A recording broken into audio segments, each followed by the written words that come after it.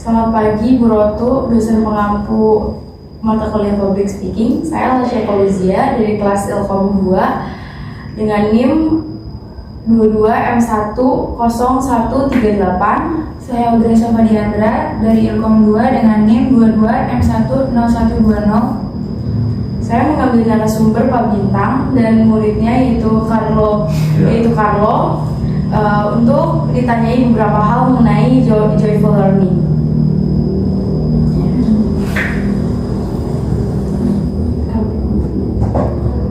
Jadi menurut pendapat dari Pak Bintang dan Kak David Carlo, kalau yang dimaksud dari joyful learning itu apa sih sebenarnya? Carlo dulu. Kalau dari aku ya, ini emang mahasiswa dulu sih sebenarnya. Kalau dari aku joyful learning dari namanya juga kita udah tahu ya, kayak lebih belajar joyful menyenangkan. Jadi ya kayak gimana tentang belajar itu menyenangkan, belajar itu nyaman. Bagaimana bikin mahasiswa itu senang, mahasiswa itu aktif, gak merasa terintimidasi atau malu, berani bersosialisasi sama orang, berani ngobrol sama dosen, bisa menyampaikan inspirasi ya. Itu sih joyful learning. Jadi dia gak merasa takut untuk membuka dirinya, untuk bertanya, untuk menambah ilmu. Dia gak merasa terancam, gak merasa malu. Dia menyenangkan, nyaman. Sudah joyful? Saya joyful banget Pak, sangat joyful. Tapi dari beberapa matkul, Pak Bintang kayak one of the joyfulest ya. Cocok dapat award deh Pak. Ini joyful.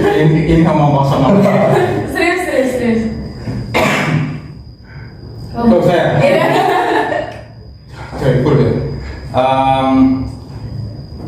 Ide joyful learning ini kan baru ya kayaknya ya teman-teman ya. Baru waktu Pak Rektor Pak Ferdi ini diangkat, lalu kemudian kalau saya nggak salah ya, dia kemudian karena dia orang psikologi, dia kemudian saya nggak tahu, mungkin dia berefleksi dulu ketika dia kuliah dan seterusnya, lalu kemudian ketika kuliah ya dia itu joy, senang gitu. Itu bagus. Lalu kemudian dimintalah staf pengajar di kampus ini untuk menerapkan apa yang dia sebut sebagai joyful learning, proses pembelajaran yang joyful. Itu bagus ya, maksudnya di tataran ideal itu bagus. Cuman menurut saya dan beberapa teman, tidak hanya joyful ya, yang paling penting itu juga mindful. Jadi bagaimana mendorong mahasiswa tidak hanya nyaman, tidak hanya happy ketika dia berada di kelas atau di luar kelas, karena proses pendidikan kan lama selama 4 tahun. Tapi juga selain itu ya pendidikan mesti mindful gitu. Jadi menelurkan ide-ide, kreativitas, keliaran baru ya tempatnya di universitas ini. Jadi tidak hanya joyful menurut saya, tapi juga mindful. Nah permasalahannya adalah saya sendiri berefleksi gitu. Saya merasa banyak salah mengerti karena mungkin saya galak dan segala macam ya. Kalau saya sih tidak mendefinisikan diri saya galak, cuma saya serius. Saya kalau di kelas itu memang serius ya, karena pengetahuan itu bukan hal untuk main-main gitu. Serius. Tapi kalau di luar kelas ya itu situasi yang lain lagi. Tapi memang di kelas itu satu mesti serius. Permasalahannya adalah mungkin cara saya pribadi, saya nggak tahu yang lain, cara saya pribadi dalam membawakan materi itu tidak membuat teman-teman itu nyaman. Nah ini udah beberapa kali ya. Pasti nyaman banget. Beberapa kali ketemu misalnya, bahkan di online gitu. Di online itu stressful sebetulnya untuk dosen, karena ada dosen yang suka dengan itu, tapi ada dosen yang suka intas gitu. Jadi melihat wajah orang, gestur, melihat gerak mata dan seterusnya. Ketika dia online misalnya, pengalaman online yang masih kemarin kan semester 3, 4 di semester 4 kan hybrid tuh yang online terakhir. Nah, sebelumnya kan full online ya. Mungkin merasakan kan bagaimana perbedaan dosen ketika iya kan? Ya karena ya stressful ya, gimana orang harus mengelola emosi ketika semuanya itu tidak normal gitu. Termasuk pembelajaran, karena kalau belajar pribadi yang namanya proses belajar itu ya ketemu gitu. Gadget menurut saya tidak dapat menggantikan kayak gini, cicak kayak gini, ngobrol, ketemu dan segala macam. Karena relasinya kan setara ya, mengandalkan setara kayak gitu. Nah, kalau buat saya, karena saya itu generasi ya umur saya 30-an awal, dan mungkin 20-an awal atau 9 atau berapa belasan akhir gitu ya.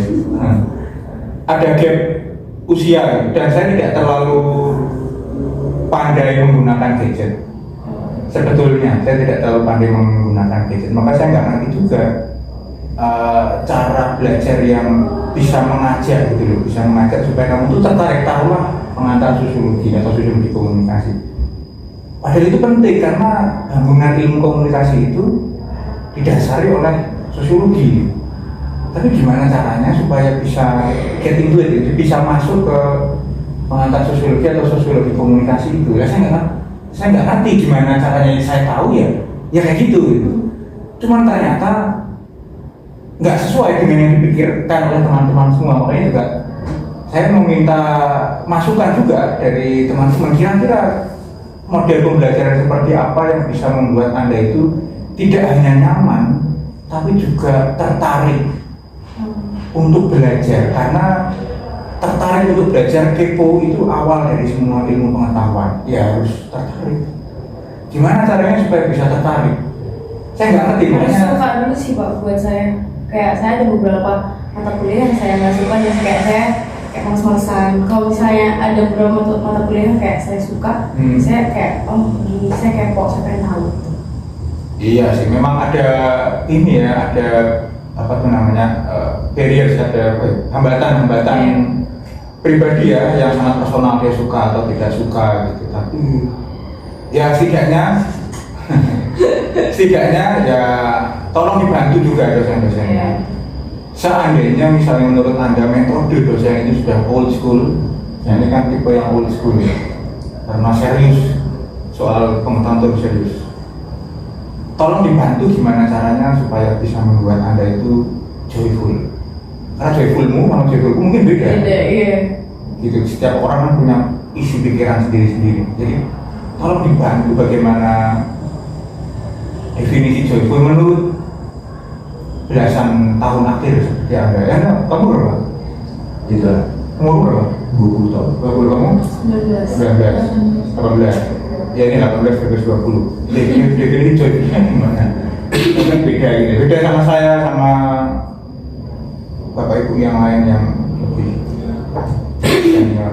Oke, ke pertanyaan kedua ya. Kenapa Bapak berpikir kayak harus belajar tuh harus menyenangkan? Karena kan Bapak kan beda kan cara belajarnya, katanya Bapak harus serius, harus ini, harus itu. Tapi kayak Bapak bilang lagi tadi belajar juga harus menyenangkan. Ya sih, kalau saya melihat tuh pengalaman pas SMA, jadi salah satu fase belajar saya yang paling menyenangkan itu ketika SMA. Ketika SMA dan waktu kuliah master itu yang paling menyenangkan. Yang pertama SMA menyenangkan karena waktu itu sekolah itu menjadi rumah kedua. Jadi kami berangkat pagi, pulang sore, pulang malam lah. Kami melakukan everyday semuanya itu di sekolah, mandi, bahkan yang nakal-nakal gitu ya kami melakukan di sekolah kas anak muda gitu. Jadi dia jadi rumah kedua dan itu menyenangkan. Makanya saya lihat ketika ada anak-anak SMA, ketika mereka ngobrol, satu hal yang mereka banggakan itu adalah pengalaman bolos. Ya kan, pengalaman bolos. Nah, saya kok bolos ya? Bukankah sekolah itu menyenangkan? Karena pengalaman saya SMA saya itu menyenangkan. Kamu kok bolos gitu? Bukankah SMA itu sangat menyenangkan? Ya, ketemu ya wajar lah, ups and down, ketemu orang tidak disukai, guru apa bla bla bla, ketemu kimia fisika, normal gitu. Tapi menyenangkan. Ya nggak tahu ya, saya tahu seninya menikmati ketidaknyamanan itu. Kebetulan karena teman-temannya juga paling sama. Jadi pertama karena situasi. Tapi ketika S2 yang bikin menyenangkan itu ya karena saya memilih sendiri.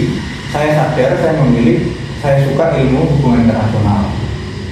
Jadi saya punya semangat lebih untuk mencari tahu, membaca dan mencari tahu dan segala macam.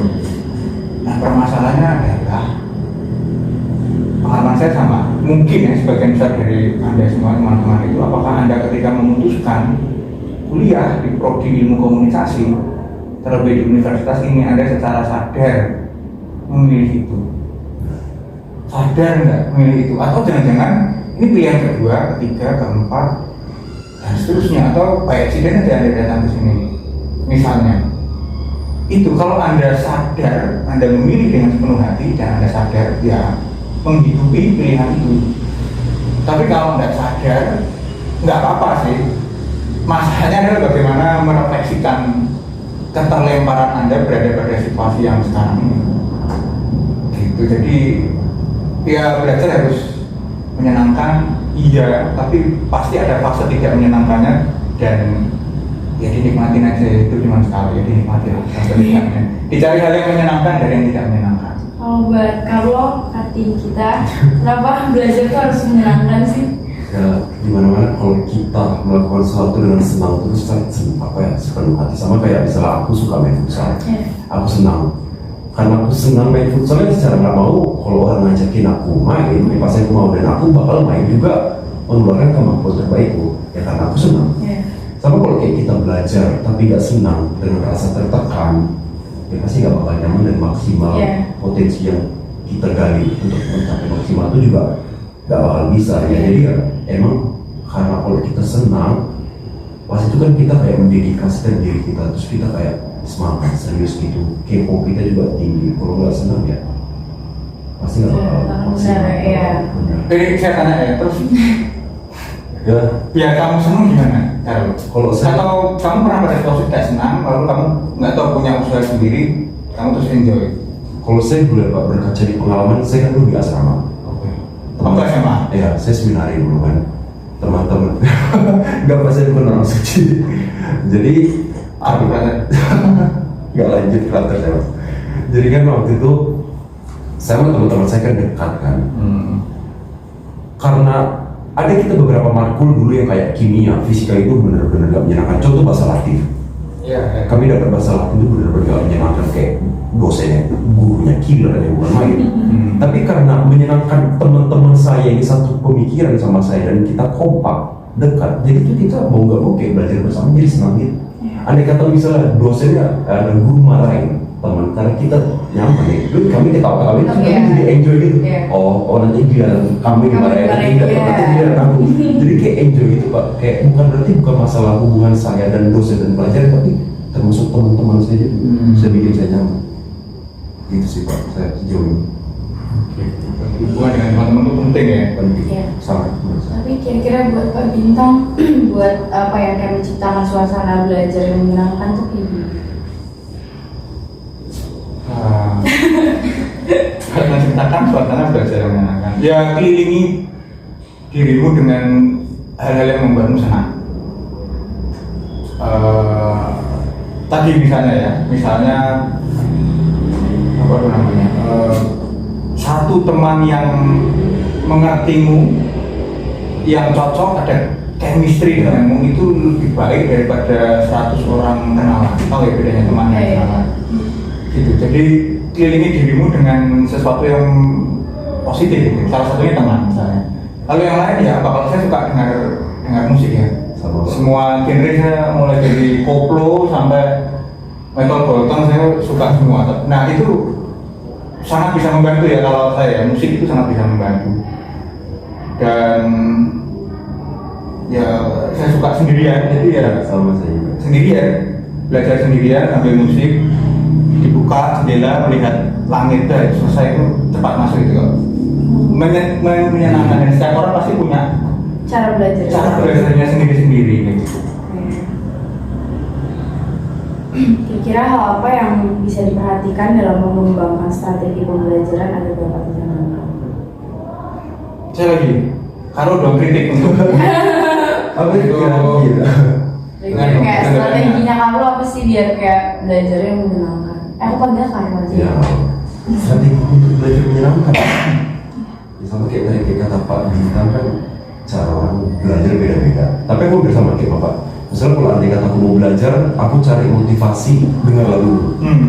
Jadi kayak emang kalau secara langsungnya emang lagu itu kayak sumber saya mau melakukan sesuatu biar senang, saya dengar lagu dulu dan menyendiri karena fokus. Aku termasuk orang yang kalau ada orang misalnya mau belajar terus ada orang berisik dikit aku mengganggu. Jadi aku mending masuk kamar denger lagu udah sampai benar-benar moodku bagus, aku belajar.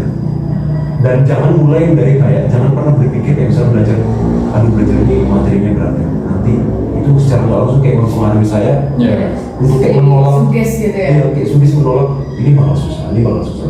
Belajar aja kayak misalnya memahami dan nggak menghafal juga kayak misalnya ada satu teori kan. Daripada dihafal itu coba dipahami terus disambungkan dengan kayak kehidupan gimana. Kalau aku sejauh itu gitu, jadi kayak lebih mudah dan jadi senang juga. Ini tak tambahin ya. Ya, Bu. Nambahin kalau saya tuh sejak kecil tidak suka kata belajar. Sejak kecil kata belajar itu paling saya hindari karena menurut saya ya itu membuat tertekan ya. Udah di sekolah SD kan punya belajar gitu, nanti di rumah juga lalu akhirnya orang tua saya pakai strategi ganti kata belajar dengan membaca gitu. Maka itu membuat saya terbiasa untuk membaca sejak kecil. Jadi ketika tanya orang sudah belajar belum, saya nggak pernah belajar, saya membaca. Gitu. Jadi menghindari tadi ya kata ya, menghindari hal-hal yang berpotensi merusak. Berpotensi merusak untuk belajar gitu, karena yang orang punya nus di sini berpotensi merusak untuk. Kalau saya sih misalnya kata kata yang sangat dihindari ya baca. Nah, untuk selanjutnya ini buat Kak Karbo, faktor apa aja nih yang bisa mempengaruhi pada saat belajar itu jadi sangat membosankan, dan untuk Pak Bintang bagaimana menyikapi hal itu? Faktor yang bikin bosan ya. Ya sebenarnya nggak bisa disalahin, setiap orang punya gaya pembawaan yang beda. Contoh kayak misalnya aku sebagai mahasiswa, terus kedua dosen yang benar-benar misalnya lambat dalam menjelaskan, itu kan pasti kayak jangan nanti pas kamera mati. Kayak misalnya ada dosen benar-benar lambat menjelaskan, itu kan kayak nggak masuk ke aku kan. Aku nggak suka orang yang lambat, mending langsung to the point aja. Itu satu. Terus ada juga dua, misalnya dosen yang kayak pembawaan itu udah gila. Mungkin ada beberapa orang langsung berpikir, oh, udah males gitu ya. Contoh aku kayak udah dulu males ya. di SMA itu waktu dapat bahasa Latin itu kan kayak guruku tuh gila yang bermain. Itu pas dia masuk kelas aja itu aura mengintimidasi. Udah keluar, jadi kayak aduh kenapa ya, jadi kayak males belajar bahasa Latin. Terus kayak faktor yang bikin bosan itu juga, ini nggak tahu ya, faktor diri kita juga kan. Kayak misalnya contoh kita kurang mempersiapkan, misalnya kita tahu ada kuliah siang, tapi dari pagi itu misalnya kita nggak makan, contoh, pasti kan lapar kan, terganggu. Kalau udah lapar terganggu, pikiran kita nggak ke pelajaran lagi, ke perut dong. Perut ya, ketinggi. Nah kayak gitu lah. Terus masalah yang bikin bosen lagi tuh gitu sih, kalau misalnya kita nggak benar-benar serius kayak nganggep kuliah itu kadang cuman buat isi waktu, gelar kayak misalnya. Ya mungkin terkadang aku juga begitu ya, kayak misalnya ada beberapa kuliah aku nggak serius, kayak misalnya males, tapi kan kalau direfleksikan kembali hal-hal itu kan kayak sia-sia, jadi bosan. Sebenarnya bisa juga hal-hal bosan gitu, kalau kita berpikir kuliah itu bosan, misalnya mata kuliah bosan, bisa jadi kita pakai, kenapa nggak kita latih aja diri kita, ini kan secara nggak langsung menambah apa sih kayak potensi pemikiran kita dan baik juga. Anda kan seminari Pak, terbiasa untuk itu. Iya sih. Yang lain kan nggak terbiasa Bapak. Jadi kalau dikasih tahu gimana caranya mengolah diri Pak. Kalau aku cara mengolah diriku, ya itu sih aku kayak supaya nggak bosan. Contoh misalnya gini ya, ini contoh belajar biar nggak bosan ya. Aku tuh suka kayak misalnya aku belajar dapat satu pengetahuan, terus aku kadang lihat kaca atau aku lihat hal kosong, itu aku kayak ngajarin orang. Oh. Itu cara gua, kayak misalnya biar aku misalnya Jadi kayak ngobrol sendiri. kayak ngobrol sendiri, kayak misalnya dia kata ada orang nanya ke aku jelasin kayak sampai gue justru tahu gue juga bilang itu cara belajar gue. Nanti kan kayak misalnya bosan ya pastinya, tapi kayak itu membantu mengurangi rasa bosan gitu. Jadi kayak agak sedikit menyenangkan. Mantap. Oke. Buat Pak Bintang gimana menyikapi? Biar nggak bosan. Iya. Jalan-jalan. Jalan-jalan. Tapi kalau buat di kelas sendiri gimana Pak? Oh. Kira-kira kayak kalau misalnya kayak di kelas Bapak tahu nih udah kayak udah ada yang ngantuk, udah mungkin ada yang tidur gitu, kayak Bapak gimana? Kayak Bapak pilih ngegul atau diemin atau Kalau yang mana nggak rame dulu. Kalau Tiba-tiba nggak rame, tidur. kalau nggak rame saya bodo amat. yang penting nggak rame. Tapi kalau rame keluar dulu ngerokok atau apa. Nah, nanti boleh masuk. Iya. Yang benar kan saya bilang keluar dulu 15 menit berapa lah ngerokok boleh masuk. Setelah itu boleh masuk lagi sana. Kalau nggak mau masuk juga boleh. Karena memang ya tidak semua mahasiswa itu datang untuk sekolah, gitu. siap untuk belajar, gitu. Siap untuk membaca, untuk belajar. Ada juga yang tadi kata Carlo memang sekedar untuk mencari apa ijazah. Ada yang kayak gitu.